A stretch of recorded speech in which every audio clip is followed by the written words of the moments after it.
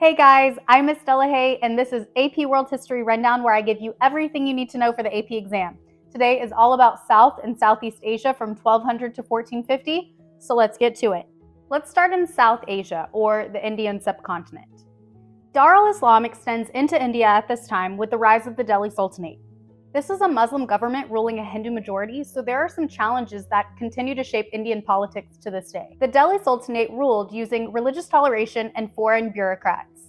Hindus were allowed to retain religious freedom as long as they paid a tax to the state. But the government clearly didn't trust this majority because they hired foreign Muslims, Turks, and Persians to help run the government. Now, just west of the Delhi Sultanate, the Timurid Empire rose to prominence in the wake of the crumbling Mongol Empire.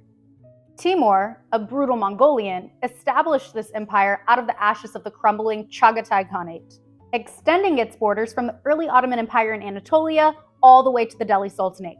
He briefly invaded the Delhi Sultanate, sacking Delhi and killing millions. But the big takeaway from this short-lived empire is it blended Islamic, Mongolian, Persian, and Turkic traditions and passed them on to future empires like the Safavid Empire in Southwest Asia and the Mughal Empire in South Asia in our next time period. Another major competitor at this time in South Asia was the Vijayanagara Empire. This empire was born out of the desire to ward off Turkic Islamic invaders from the north. It was a Hindu government that absorbed Muslim states such as the Bahmani Kingdom. The Vijayanagara Empire had an absolute ruler who used his prime spot of real estate on the Indian Ocean to exact overseas tribute from surrounding states. Even more than South Asia, Southeast Asia proved to be a melting pot. Muslim, Buddhist, and Hindu merchants made their way to these far-off islands to engage in the lucrative spice trade.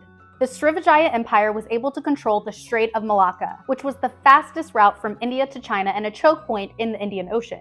They taxed traders who sought to use their sea lanes and also controlled the nutmeg trade. Just south of Srivijaya in modern-day Indonesia is the Empire of Majapahit. This was a Hindu-Buddhist state that held dozens of tribute states all across Southeast Asia. We see the construction of dozens of Hindu and Buddhist temples all across Southeast Asia at this time. Some examples of these temples include Borobudur in Majapahit or Angkor Wat in modern-day Cambodia, or the Khmer Empire. The Khmer Empire was led by a seemingly divine ruler that required his subjects to perform corvée, or unpaid labor, and military service. The main thing to remember about these regions is that South and Southeast Asia were at the geographical heart of Afro-Eurasian trade and cultural diffusion, and their states reflect that.